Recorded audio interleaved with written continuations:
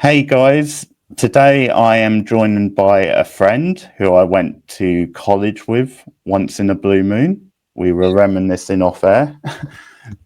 Vida is here. She is an actress and also now she works in like teaching acting and has her own agency and that kind of thing. So thank you for joining me today. Thank Good to you see for you. thank you for inviting me, Keith. Good to see you.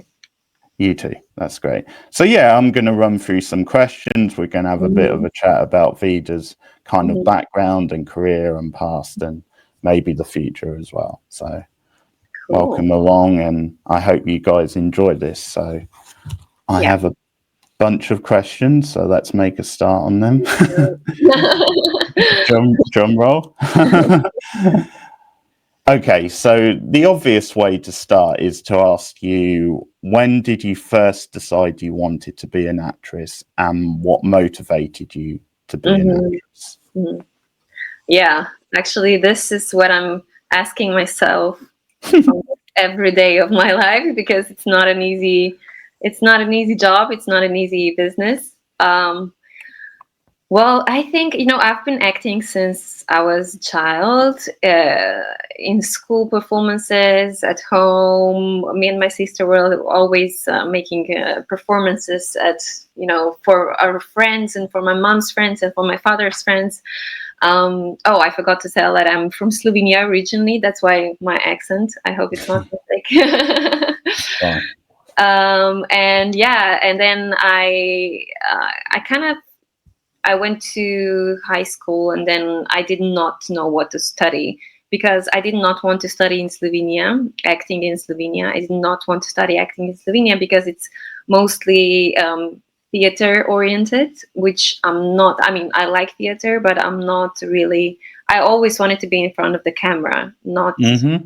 not necessarily on stage. I like it, but camera is my preference. So yeah, then I just decided to study French. um, I don't know why. At 18, I was not like mature enough to know what it means to study, and then to have to work because of what you studied. I mean, that was in the past. Now you can work mostly anything, whether you studied or not. So yeah, that's a big difference. Especially in Slovenia, it's still like this: like you study and then you go to work. You don't actually change your profession often. For example, when I did my MA with the UK in film studies, and this could never happen in Slovenia. That's why I actually went to London. I also went to Yeah. London to study film because I love film, because I love everything around film, and I was also able to do a lot of classes in acting. Mm-hmm. Yeah, but how I decided to do acting, I don't actually know. To be honest, I never thought this could be my profession because I always knew it's hard. I didn't know it's that hard. Yeah, sure. Yeah, because there's a lot of competition, but it's just a calling. You're not like, I wish I could stop acting, but then just a huge part of my life and my happiness would be gone. So Yeah. it's not like I'm consciously deciding to, pursue acting career, because no one who is, rational and normal would consciously decide to put themselves Yeah. through so much, suffering and rejection. It's just something that you have to do because you don't know what else to do in your life, not because you're not capable, but because it's a calling. Yeah. Yeah, I can definitely see that. As someone who's a fan and on the other Mm, side of things, I can appreciate that, but I can also see the extreme pressures of it as well. And yeah. yeah, sure. So something you mentioned there about learning French, Mm-hmm. what have you, is that something you find is an advantage in film, like maybe because it can lead to different kinds of roles, like learning a language, or is it a bit more of a barrier? Well, yeah, everything else besides acting, is an advantage. Speaking French, I mean, I also speak Russian, I speak some Italian, of course, I speak Slovenian, I speak Serbo Croatian. Everything, yeah, that means I could be suitable for roles of all these, different nations of languages.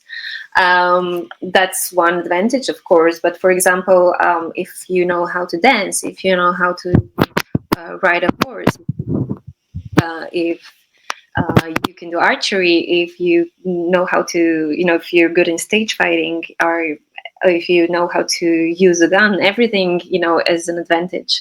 Everything is, gives you a possibility to get more roles, because you're not just an actor. Actors often say, yeah, I can learn everything, besides acting. That's true. You can always learn, but it's a fast-paced industry, and you cannot, they don't have usually time and resources to wait for you to learn something. So you just have to know it, beforehand. Yeah, so having that kind of skill, which is quite unique, yeah, gives you an in almost, sort of, it makes you stand out. Okay. Exactly. Okay, yeah. Okay. Well, look for a future video where Vida teaches me lots of languages and lots of skills. I might put that behind the Patreon paywall. Entice you guys. Okay, so a natural follow on is, what movies did you watch growing up that inspired you? Okay, so funny thing is, I grew up without a television, not because we could not afford it, but because my parents were against it. They say, if television is at home, then children won't, read books. They were, or play outside. They would just watch television.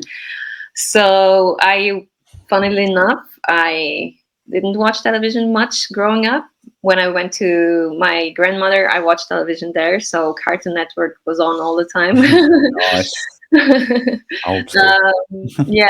But besides that, I don't know. But, I was obsessed with film still. I was collecting film movie tickets, or how do you call it? Tickets. Yeah, like the stubs or tickets. Yeah, when I was small, I watched everything. Some films even gave me some traumas. I was way too small when I was watching Jaws, or how is it called? Yeah, Jaws. and, yeah. And oh my god, I still can't, swim normally in the sea because of that. But I'm still like it. I mean, not really. I really have a hard time watching horror movies, but otherwise, I watch everything. It's not that I don't like horror movies, but I'm way too scared and anxious when I watch it. Yeah. Understandable. I mean, I'm just, when I watch it, I'm just so into it. Like, I'm in it literally, and I get too scared. I don't really discern, when I watch a film, I don't really discern me and the film. So that's why it's really hard for me to watch it. My big one was, I watched the first Child's Play movie way too young. I was, because it came out 88, and I watched it quite close to that, so I was pretty young, and it just freaked me out, because that original film is still pretty scary, and the idea of like a killer doll is really freaky, So. Yeah, it is. Or a clown under a bed or something like this. It's just like, even now it scares me. Yeah, I've always found clowns creepy, so I'm on board with them as villains, without doubt. I don't want them as good guys. Okay, and so which actresses inspired you to be an actress growing up? Who did you watch? I think Kate Winslet, Kate Blanchett, Julia Roberts as well. Yeah, but I really like Kate Winslet. I mean, I think she's, I think she's a strong woman, and vulnerable at the same time, and great actress. So is Kate Blanchett. So, Meryl Streep as well. although I'm not like a huge fan of her acting. I think I mean, she's a very good actress, but I find it like she's repeating Hmm. herself through the roles. Like it's just the same kind of character, which is really hard to get rid of because, you know, you're a human being beside an actor. So, but yeah, but I don't know. They're all strong, independent, and that's what I look up to. Yeah, yeah, Mm. that tradition of actresses, which goes back quite far to like Catherine Hepburn, that kind of Yeah, thing. exactly. Um, Yeah. yeah, I mean, I just on the Kate Winslet one, like she just blew me away when she was in Heavenly Creatures at such a young Yeah, age. yeah, Yeah. I mean, yeah, that is still such a shocking, powerful movie to watch, but yeah. considering how old, I mean, her and Melanie Linsky, it gets very Mm, underlooked how good Melanie Linsky is as well, you know, but they were mm, both mm. amazing in that film. Yeah, yeah. And then of course Emma Thompson as well. And there's so many good actresses. I think all of them are like newer generation. I haven't mentioned any newer generation actresses because I can't think of anyone. Can you help me? Hmm. Sophie Thatcher, because Hmm. Hmm. I mean, I'm a big fan of the show Yellow Jackets, which obviously where she got her break. I recommend that show. I also, she was Okay. recently in Heretic with Hugh Grant, which was one of the indie horrors from last year. Again, horror movie, so maybe you're staying away from it a bit, but she's very good. I mean, I would say I definitely see a bit of a young Jodie Foster in her. I think Hmm. she has that kind of look, that kind of style, Mm. and so yeah, I would say look out for Sophie Thatcher. I will. I will. I watched Adolescence not long ago, and Okay.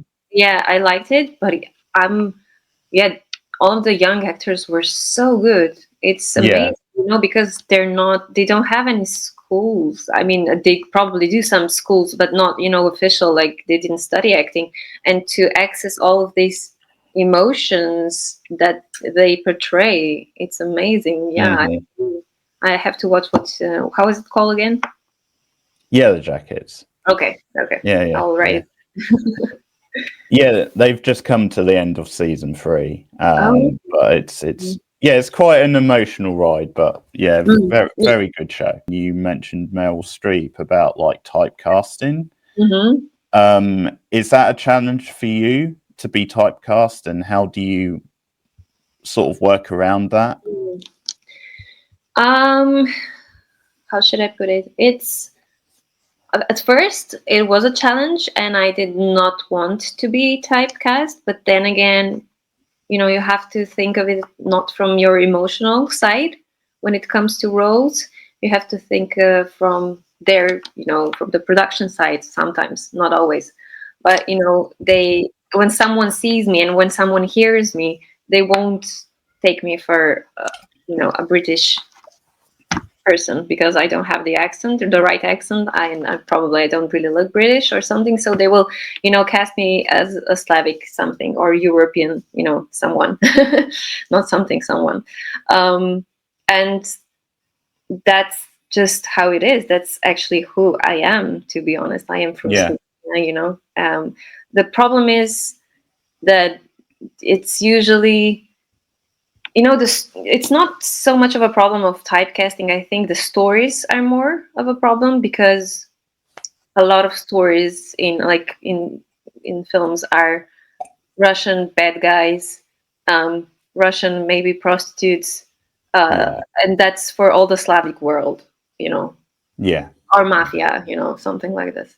yeah, And then again, as I went to on one workshop with one really good casting director from the UK, and you know, I told her it's really funny how often in UK films that or TV series that are made in UK, you only hear British accent. What? Well, you know, when you're in London, you hear all sorts and kinds of accents, and you don't mm, hear that much, you know, in UK like films made in the UK. And yeah, it's not how it is in London. Someone yeah, who serves you a tea does not have a British accent. Some do, some don't. And I think we managed kind of to advance when it comes to diversity, but not when it comes to cultural or language diversity. We're still behind, I would say, because I think you don't need to explain to someone why someone is speaking with a foreign accent when because if you go to London once, you would know that there's many different accents there, and not all Slavic people are Russian mafia, and not all Slavic women are Russian prostitutes. It's funny, how they portray Sure. it. Yeah. So yeah, I don't like that part of typecasting, but I understand it, and I think you can take it to your advantage as well. For example, I have a friend who just typecast himself, and he's building his whole career on Slavic bad guy, mafia type or soldier kind of actor, and that's pretty much all he does. But he's successful in it, and he makes he makes it easier for casting directors because when they're looking for someone like this, they will always go to him, and he will always get a role. Yeah. Yeah, so it's to think of it like an art, it's not an art. When you think of it as a business is a good business. Okay. Yeah. No, that's interesting. Yeah, I can Mm. definitely see some of what you're saying and can agree with that. Yeah. Mm. Yeah. I think over time we need to start opening that up a bit and moving away from, I guess, this very Richard Curtis kind of view of London, Yeah. the way it would come across in his films. Yeah, exactly. Okay, so my next question is, how did you first go about getting into acting? I think I started with probably commercials. I mean, when I was really, really small, I did one casting for a Slovenian film, and I had one Okay. small role, like when I was a child. Um, but then I stopped, and then I started going to castings as well when I was in my 20s later on. Okay. Yeah, first commercials, because that's what's we have open castings for commercials in Slovenia. We don't have that many open castings for films or TV series, because Slovenia is so small. Everyone knows each other. There's 200 actors in Okay. Slovenia. Yeah. So yeah, so when someone is doing for example, or a film, or a series, they already know who they will call for the role. So no open castings and no open auditions. But yeah, then I realized when I was filming commercials, or even I had some smaller roles in a TV series in Slovenia, I realized I'm really enjoying it. And Yeah. otherwise, I'm quite an anxious person. I don't like being around too many people. Like, I don't like bigger crowds, and I can get quite anxious in many different situations. But when I'm in front of the camera, I just feel so calm and collected, and everything makes sense. And that's what happened to me when I was filming, and that's how I realized I really like it. I really want to be in front of the camera as as much as I can, or as much as I have luck, I guess. Pretty socially awkward, so Yeah, can as get on well. board Maybe with I that. don't look like it, but yeah, Yeah. yeah, I had to learn how not to be, but in my Yeah. zone, I like being at home and watching a film or reading a book. That's it. Okay. Yeah. We're pretty close on that, I'd say. So I'll combine two questions in a way, just to ask, what did you find to be the biggest hurdles of getting into acting, but also then what are the biggest positives about getting into acting for you? Mm. It's really hard to hear no that many times. It's and for no as I see it, no objective reason. And it's not like it's not that you are not a good actor. You're just not the right fit for the role, because maybe it's just the hair color, maybe it's just you're too tall for your, taller than your co-star, or just something like this. It's just things that don't really make sense in they do make sense, but it's not about your acting and how talented are you. It's about something completely else, or how many people or where are you based, for example. It's hard to realize that you're gonna get so many no's for one yes. I would say probably 95% of the castings I go to, I don't get. Mm-hmm. And how to go to another casting after you've heard no and no and no and no time and again, and then how to just say, okay, I should not take it too personally, but again, you do take it personally because you really want to act. And yeah, that's why it's really heavy. In a way, they all say actors are strange and way too emotional because we have to have access to our emotions, of course. But at the Mm-hmm. same time, I think actors are super strong, um, to not give up and just to continue. Every day. It's really hard. So we're strong, very strong. But at the same time, I really like it because I get to be someone else. That's what I adore. um, just to to try to figure out what this other person who I'm going to be when I'm in front of the camera, how is she thinking, what's her past, why is she like this, or why does she like someone, and just this whole building a character and inventing her life, and just it requires a lot of imagination, and it also requires a lot of reading and a lot of psychological knowledge, and also observing the world around you. For example, I really like to go for a coffee by myself and just watch people around me, and this is how I get a lot of inspiration, how to be someone else. And yeah, I really like this whole preparation of being someone else. And then the whole to be on set is for me magical. 13, 14 hours on set is, I could do that every Mm-hmm. day. To sit in front of computer, I can do 1 hour a day and I'm already nervous. you know Okay.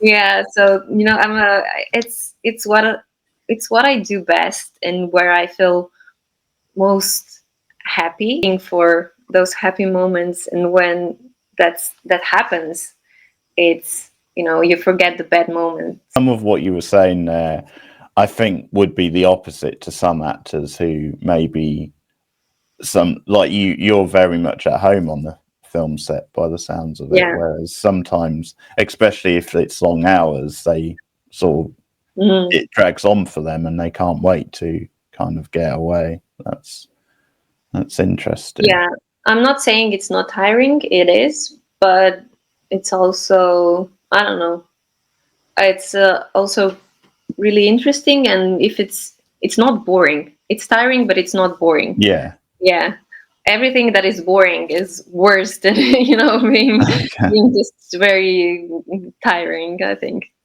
Yeah, no, that's a really Mm. positive way to look at it. Yeah.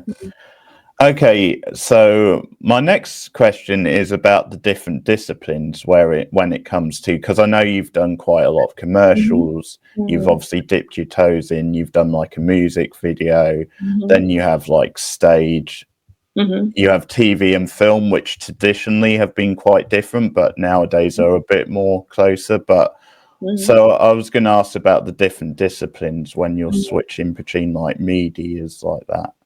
Hmm. Well, in theater you have to, you have to have a lot of preparation, you have to have a lot of rehearsal, and you have to learn everything, of course, in advance with other actors. um, and it's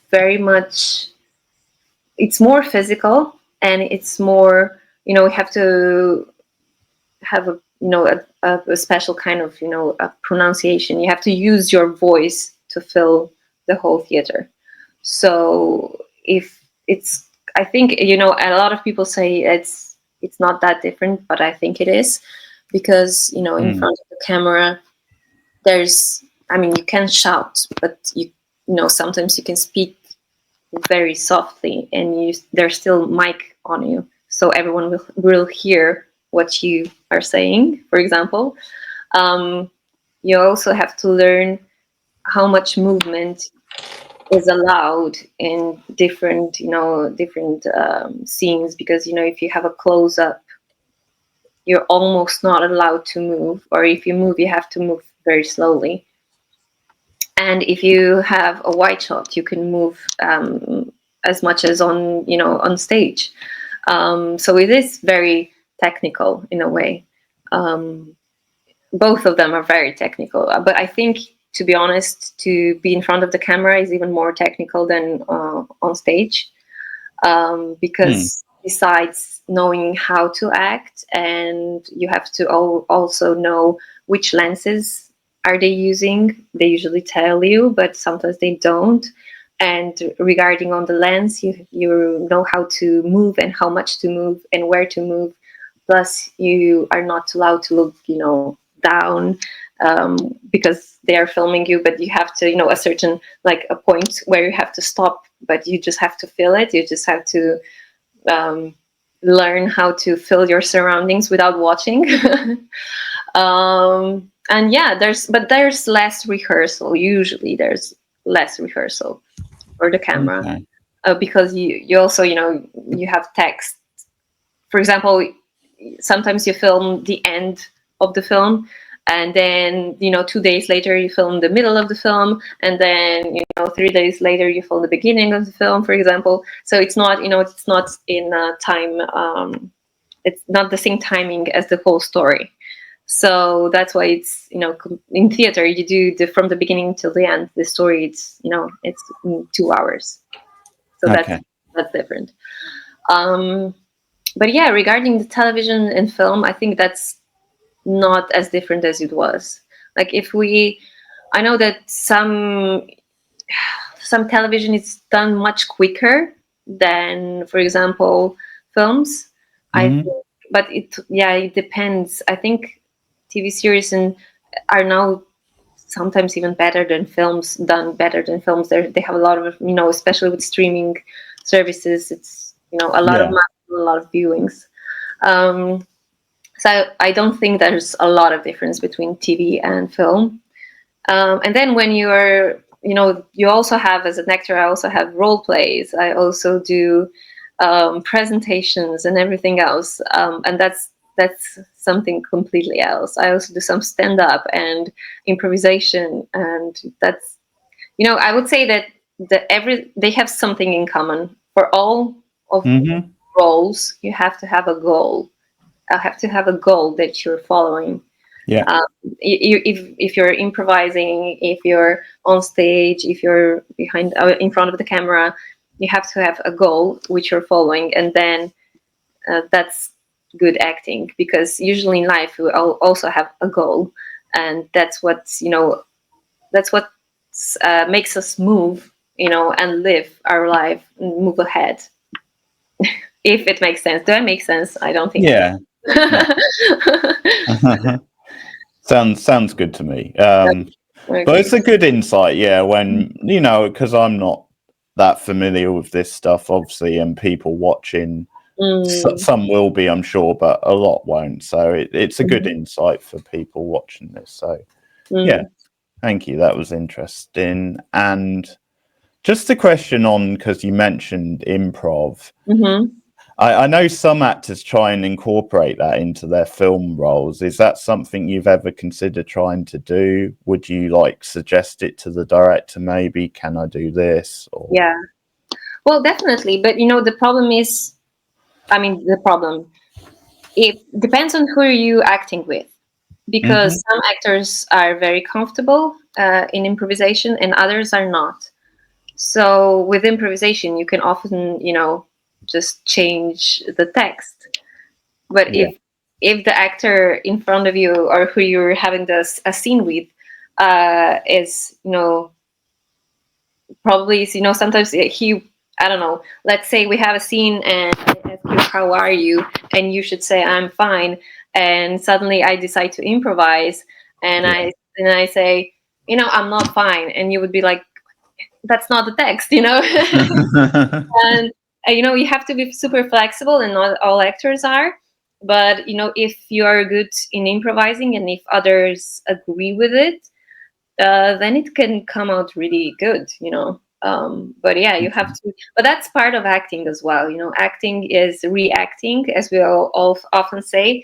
It's not about just playing the text. It's about reacting to other actor. yeah, So I love improvising. I really do. It can become super funny or super interesting. But for example, if improvisation is very close to real life, for example, as it's very obvious, I did not plan my answers in advance, so I'm improvising my answers as I go. And yeah, it's that's why improvisation can be really close to real, everyday life, because there's no, maybe sometimes you have like just a context, but what are you going to say and what am I going to reply? That's not, we did not plan it, we did not rehearse it. when it comes to like you being in a lot of like commercials and things, like, is it a thing that you go in and you research the product? Does it have to be a product then you're kind of like, okay, I quite like that product, or doesn't it really matter to you? um well, most actors, we are not in a position hmm to refuse commercials. Sure. But I do, like, you're not supposed to have 10 commercials for the same, for a competing product. For example, you cannot do, for BMW and then for Mercedes and then for, I don't know, for Peugeot or something. You cannot do Yeah. that, of course. Um, but, I would never do something that it feels harmful for my career. Um, hmm and sometimes people will see you differently. I know a friend of mine, she did, I think she did a commercial for a dating app. Okay. And yeah, and then, people thought of it like, oh, are you, it's not about, she's not promoting, I mean, she's just the face of dating app, but she's not promoting dating app.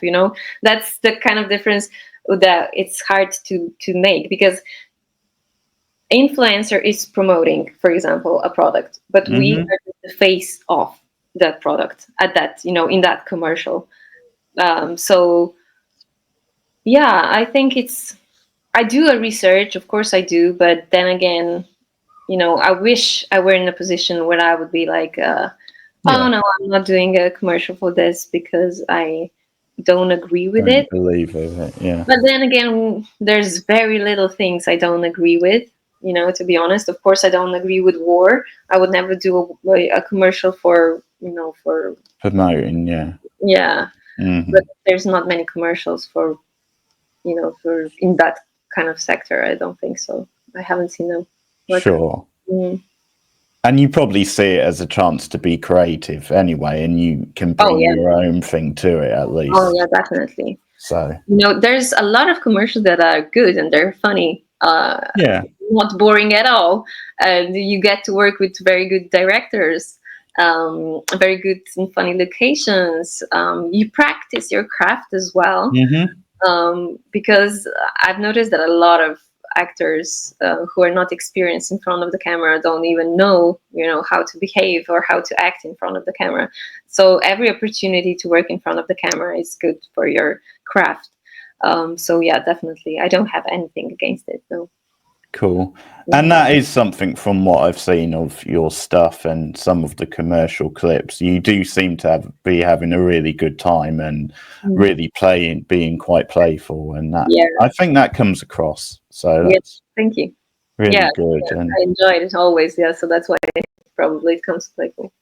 yeah, and I think that's something you've got in the UK, because our commercials suck. It's very rare you see a good commercial in the UK nowadays. Really? Oh, okay. They're just very samey, and people aren't really having that much fun. Or if they are, it's in the wrong kind of way. But they're pretty generic. Generally, are there any roles that you've done in anything which you would say are like your standout roles and you're particularly proud of? You know what was really funny? I think I was a nurse already 4 times. I was playing a nurse already 4 times I think, no, 3 times for sure. In one film, in 2 TV series. I don't know why. Probably they see me as a nurse. Maybe I feel I look nice and patient and calming or something. I don't know why. But yeah, I still haven't, had a role that I would call my dream role and that I was really enjoying it. So now I'm still waiting for that role. Okay. Fingers because crossed. In Slovenia, they often cast me as someone completely different than me, which is nice because you play, because you get to play a different person. But the problem is then when they see you in the same type of roles for a long time, then they only see you in that type of roles. Yes. So that's why, for example, I'm starting to refuse roles that kind of type, because I don't want to play the same type all of my life. And when I speak about Slovenia, it's not about, typecast as a, Slavic person, of course not, because I'm Slovenian, but it's, I don't know, someone who likes makeup or is influencer or something like this, and I don't want to do it anymore. And I would love to do more dramatic and serious roles. So that's why I'm waiting for that role. Okay, well, that does lead naturally into my next question, which was, what is your dream role? If you had a dream role when it comes to something which there's been versions of that before, or just something you see yourself in particularly, what would that be? Yeah, I think someone like Marriage Story, or The Worst Person in the World. Do you know these 2 films? I know Marriage Story. I've heard of the other one. I don't know much about it. Well, to be honest, it's just a normal person, to be honest. It's like a story. The Worst Person in the World is a story about a woman who has a relationship and then marries and then divorces and, has a lover and works and doesn't work. It's just a normal person.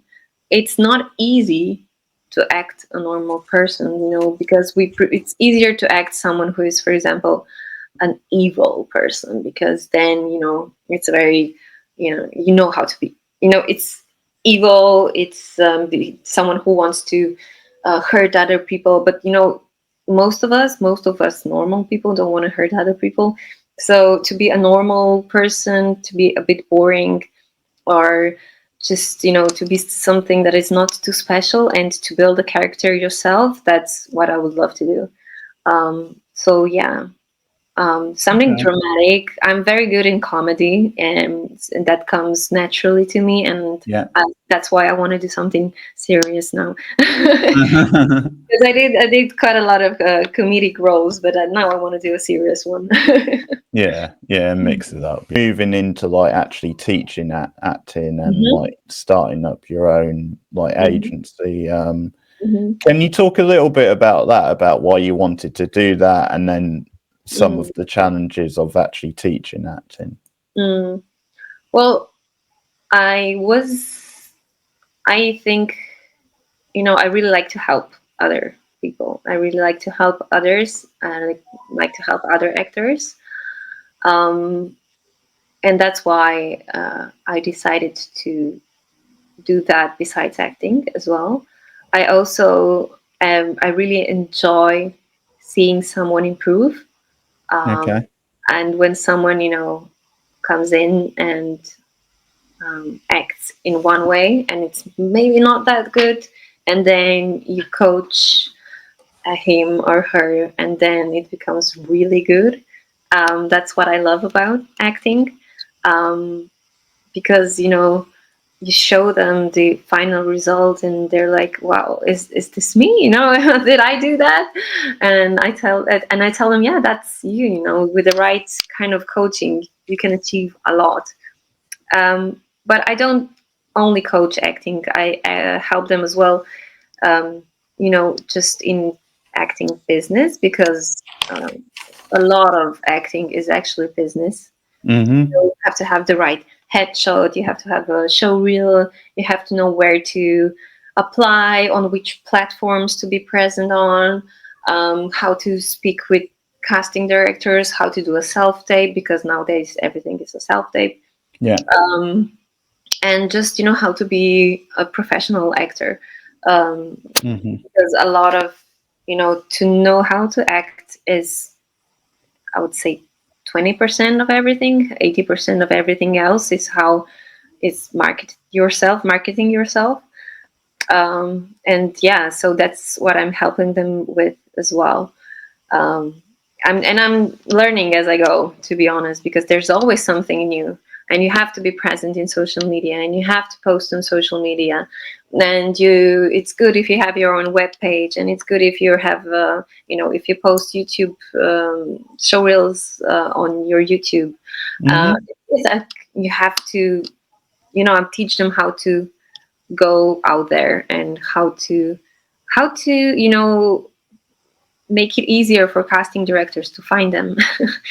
Because at the end of the day, if you're at home and if you're a great actor sitting at home, no one will find you. So yeah, you have to go out there and offer yourself to casting directors, and that's how you get a role, maybe or not. But Mm-hmm.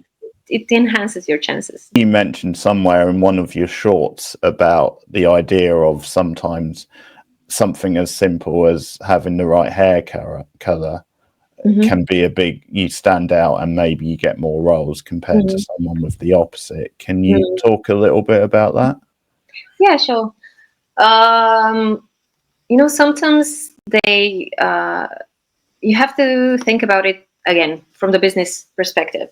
Um, for example, with females from 20 to 30, blonde females, uh, I think there's kind of, it's an oversaturated like this part of like actors who are from like younger, have blonde hair or maybe brown hair.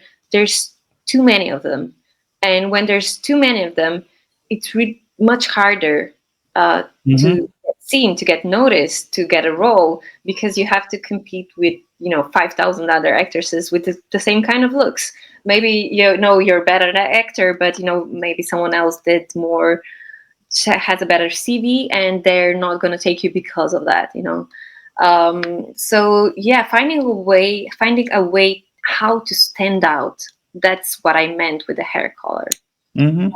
There's less redheads, so maybe redhead is something you will give you a few more roles. Or there's as I said before, someone who has, who's very muscly, or who is into gym and who goes to gym, and they will really like someone who is big and, a gym bro. He'll get a role, and someone else won't. But that's mostly, I would say, mostly a commercial part of the Yeah. role. Yeah, it's very commercial part. But then again, sometimes for the film and TV roles as well. I think it's just, you have to find your niche to think on it from the perspective of a casting director, and you have to always think of how to help them, and how to support them in their quest to get the best person for a role. I think like the rise of social media, you hinted at it there. Has that been something which you've embraced for your like career and what you do, or has it been more of a challenge? For me, it's a challenge. Mm-hmm. For me, it's a challenge because, as I said before, I'm a bit socially awkward, and I would prefer not to post about my everyday life, about what I'm doing or something like. But then again, nowadays, besides post, like, besides your name and I don't know, height and weight and everything else, you also have to write them your social media page, so they check you on social media as well. So you almost have to have a social media, like Instagram. They check your Instagram before they even call you in for yeah, I think it's just become a part of our I call it my portfolio. So Instagram is, I post photos and videos sometimes, just because when a casting director will be watching my Instagram, they will be able to imagine me better in different roles. That's the only reason I have social media. I don't have TikTok.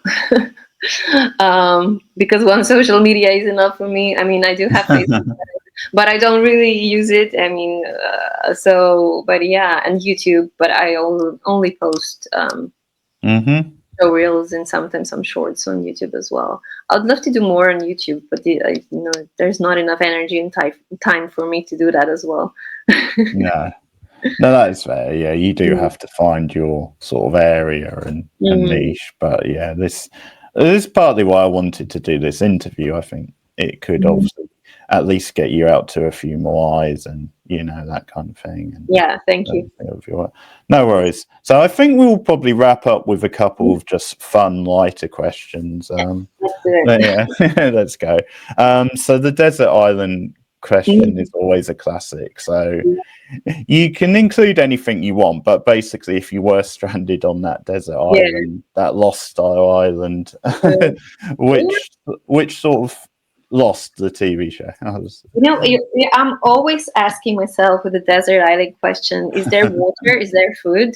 Because if there's no water and food, I would take water and food definitely.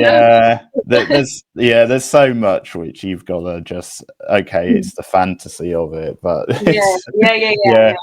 I know. Let's say there's some water and there's some food. Okay, yeah. Let's take that as read. It's like somewhere along the line you discover something. Yeah.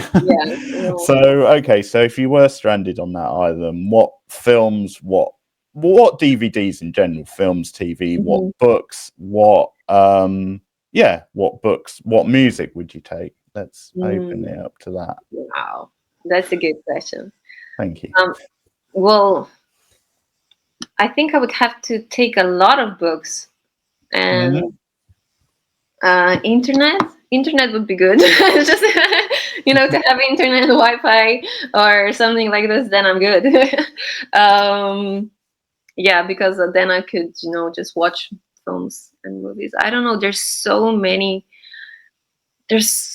much choice lately. Like when I was small, when you were smaller probably as well, we just had the TV and cinema, and that's it.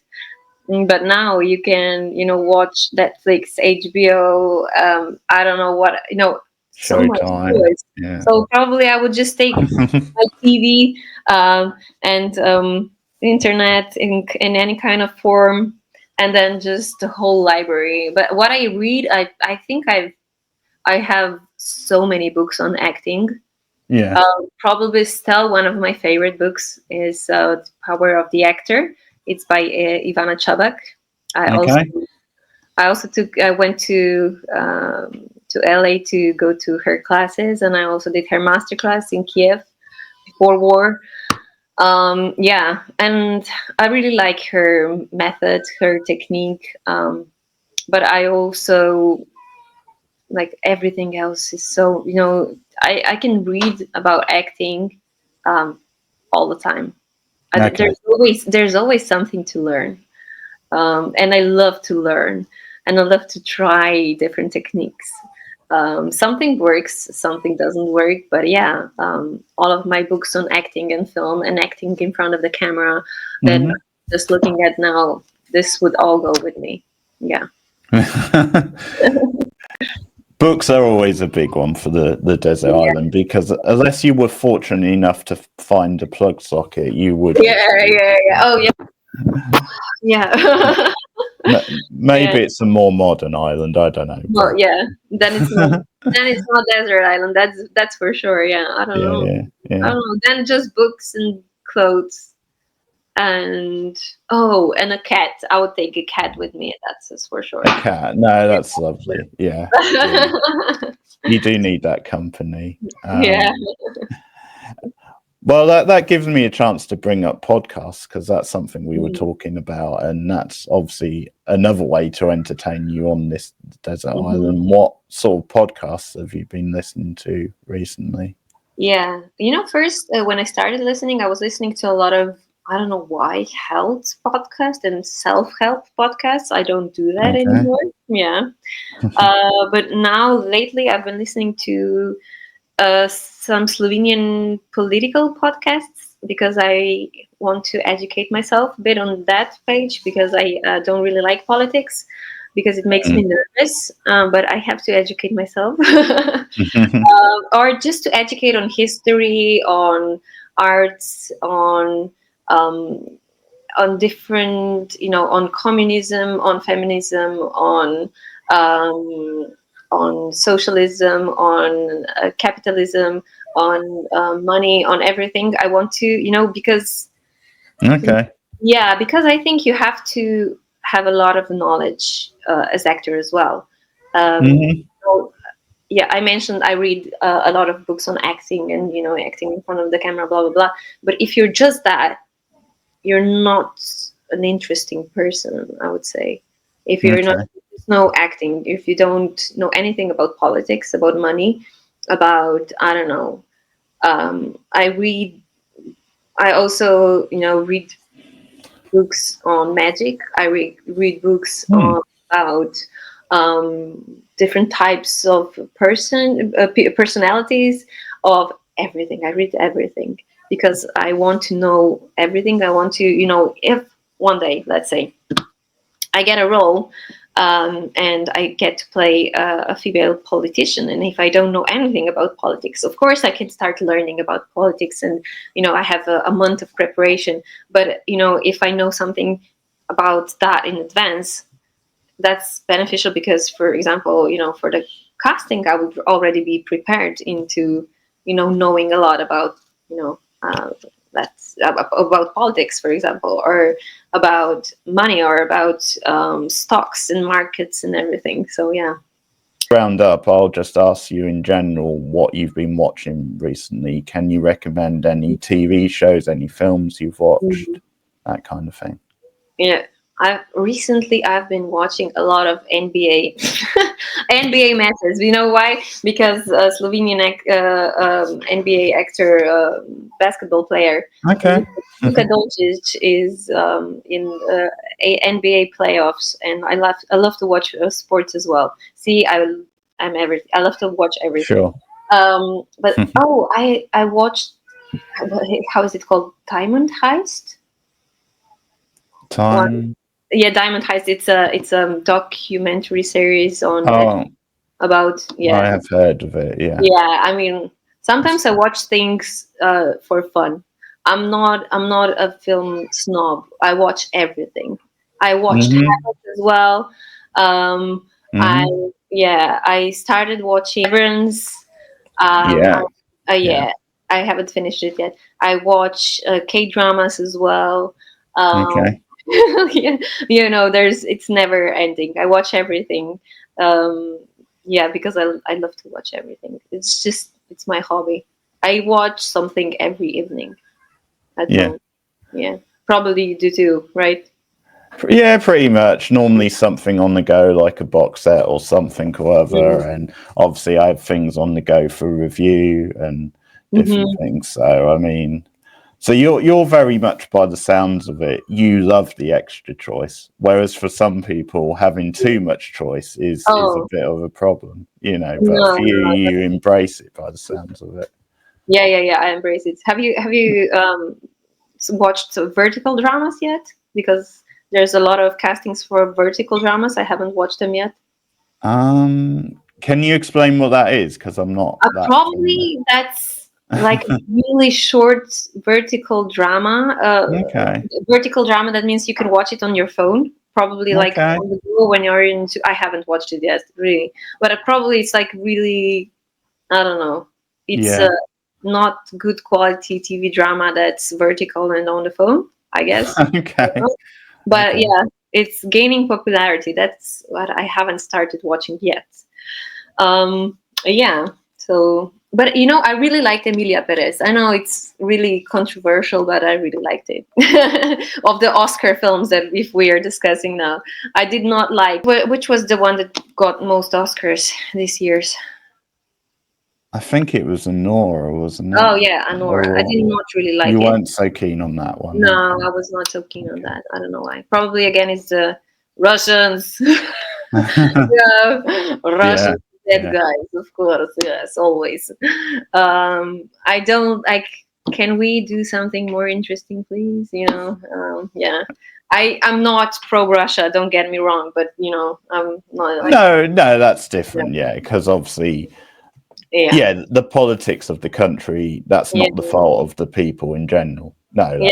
Yeah. that's different. But In American movies, there's always some nations that are bad guys, and it's so absolutely.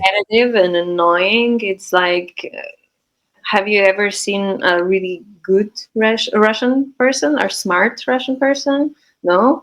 Uh, Um yeah, you have to give me a bit longer to find one, but I yeah, yeah, mean you can find it. Of course, you can find it, you know. But yeah, most of the time it's just oh, yeah. boring. I Like, mean, as much as I love Stranger Things, it is funny how they even have to resort to the kind of the stereotypes because it's like, yeah, oh, it's the Cold War era. It's yeah, yeah. That's I true. That's actually different. I'll tell you the closest I've seen, which because it's that kind of drama and it's Hmm. something I would recommend from recent TV. But there's a really good show called The Americans. Have you seen Hmm. that one? No, I haven't. Okay, so the quick brief setup is Hmm. you've got a couple of Russian spies, and it's set during the Cold War era, but they've Hmm. been living in America for years and years as part of their cover. And Hmm. there's a whole thing where, like, the FBI guy who's investigating, like, them and what have you, he's living across the street and he's their neighbor. So you've got the whole suburbs thing. Okay. And the idea of like the husband in particular living this ideal American life and maybe dreaming of getting out of the spy game, Hmm. whereas the wife, played by Kerry Russell, is a bit more committed, a bit more traditional. Get the different viewpoints. So you get the viewpoint from the Russian embassy, you get the Hmm. viewpoint from the FBI. And just because it's an American show, I think it is one of the more balanced take on Hmm. that, where it's kind of saying there's faults on both sides, but Hmm. there's also like you can see the point of view from either side. You know, it kind of Hmm. gets Hmm. inside their kind of heads, and you follow the different characters. So I would say that's probably the closest, Hmm.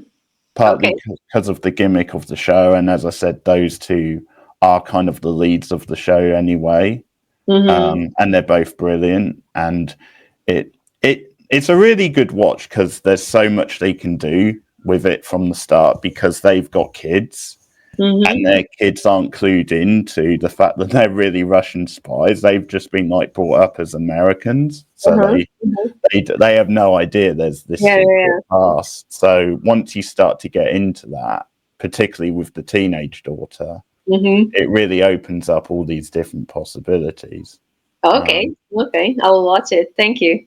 Yeah, it's Sounds fun. Yeah. fantastic show. Has a great finale as well. The Americans, 6 seasons, but there's sort of like 13 episode seasons, so it's not too much of a Okay.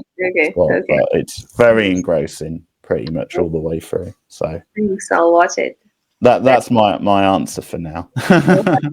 Cool. More interesting, to watch if you have this stereotypical roles, because it's comforting probably. Oh yeah, Russian, a bad guy. It's kind of comforting for a viewer. Oh, I know he's gonna be a bad guy, and I know she's gonna be a good. I like, for example, and you feel like you're not gonna be too surprised, I guess. But I get it, But I think it's also time we start changing this. Somehow, I don't know how. Maybe we have to start making our own movies. Yeah, that's what I hear a lot. If you your don't own get your voice. roles, you have to start making your own movies. But it's not that easy, because to write a script is very difficult. I haven't started yet, but yeah, probably it's very difficult to write a good script. Yeah, it's that, and also I think there's a lot of history weighing up against you. It's the same sort of hurdles African Americans find sometime in America films, where because obviously a big thing, and you tend to get phases where it comes back, where you're seeing really good African Americans telling really good stories, but then it always seems a bit hit and miss. Like it'll then go away for a while, and we're having a little bit more of a run of it at the moment. So, but it's a similar hurdle that they face sometimes, I think, because they're just up against so much history. Yeah, that's true. So, yeah. Okay, I think that's a good place to leave it. Okay, cool. Thank you, Keith. Yeah, I hope you enjoyed this. I had fun. Yeah, this was great, and I've had so many ideas, for future things we can discuss, like shorter things or just a hangout type thing, and we can expand on some of the things we've been talking about. Yeah, that would be great. Yeah, I agree. But thank you for sharing some time with us. I will post some of your links when this video goes up, so you can find Vida's links in the description. Do you have anything coming up you want to promote, or any roles? No, not at the moment. No, not really. Okay, not yet. That's fair enough. Okay, that's great. So we'll definitely have Vida back on the channel at some point. And thank you. This has been great. Thank you. Take care. You. Okay, cool. Bye. Like and subscribe, guys. I should get that in at the end. Okay, cheers. Share us out. Follow Vida's channel, YouTube. Like and take care. Subscribe. How do you say? That'll do. They get the message. Take care, guys. See you soon. What is this supposed to mean? What do you think? I know exactly what it means. I just can't believe you would do this to me.